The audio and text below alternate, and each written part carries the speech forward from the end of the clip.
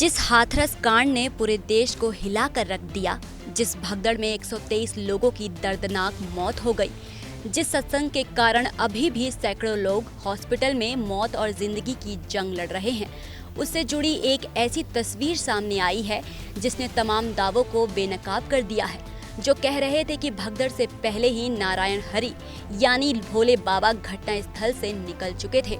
ये तस्वीरें गवाह हैं, बाबा भोले का ये काफिला गवाह है कि 123 लोगों की लाशों से शमशान दरबार बने सत्संग दरबार में जब भगदड़ मची थी तब बाबा भोले हाथरस में ही मौजूद थे। सीसीटीवी में कैद ये तस्वीर भगदड़ वाले घटना स्थल से महज 500 मीटर दूर पेट्रोल पंप पर लगे सीसीटीवी की है, जिसमें साफ देखा जा सकता है कि भोले बाबा का काफिला मैनपुरी की ओर जाता दिख रहा है।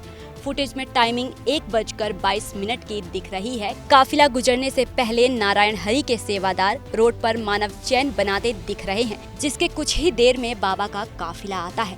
पहले काले ड्रेस में बाबा के कमांडो बुलेट से उसे एस्कार्ट कर रहे थे, फिर उनके पीछे सफेद रंग की MG हेक्टर कार में बैठा भोले बाबा जाते हुए दिख रहा है और काफिला गुजरने के बाद भक्तों की भीड़ पीछे पीछे नजर आ रही है। सीसीटीवी की तस्वीरें भोले बाबा के झूठ को बेनकाब कर रहा है, क्योंकि हाथरस के दर्दनाक हादसे के बाद नारायण हरि की ओर से कहा गया था वह हादसे से बहुत पहले घटना स्थल से निकल गया था, जबकि सीसीटीवी फुटेज के टाइमिंग के मुताबिक बाबा का काफिला हादसे के बाद मैनपुरी की ओर रवाना होते दिख रहा है, जो पास ही लगे पेट्रोल पंप के सीसीटीवी में कैद हो गया।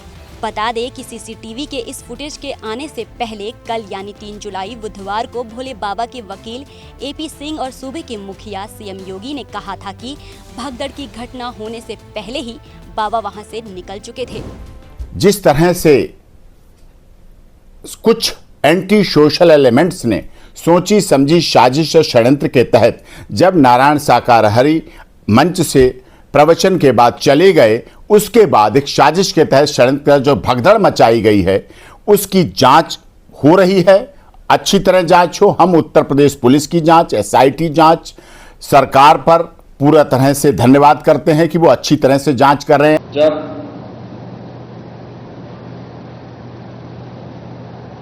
इस कार्यक्रम में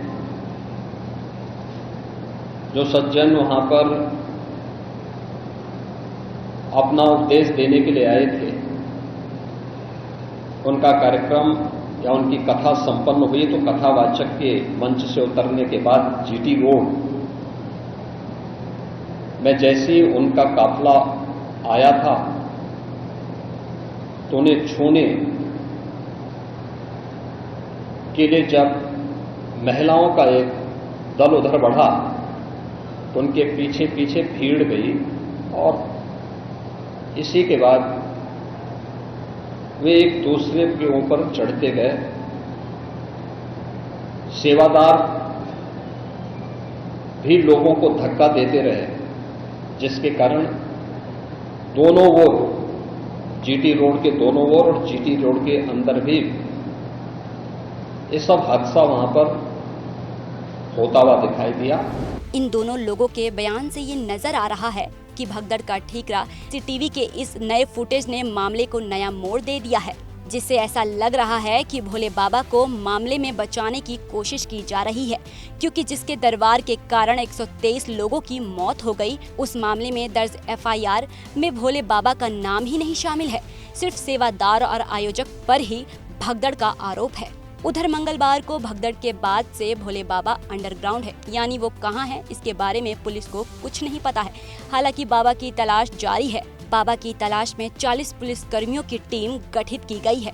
बता दें कि बाबा के हरियाणा या दिल्ली भागने का शक है, जिसके लिए पुलिस टोल प्लाजा में भी फुटेज खंगाल रही है। इस बीच पेट्रोल पंप के सीसीटीवी फुटेज ने एक बात साफ कर दी है, जिस भगदड़ में 123 लोगों की मौत हो गई, जिसके कारण कितने परिजनों की जिंदगी उजड़ गई, वो भोले बाबा इस खौफनाक हादसे के वक्त वहीं घटना स्थल पर था, जिसका नाम FIR तक में नहीं है, जिसे बयानों के जरिए क्लीन चिट देने की तैयारी हो रही है।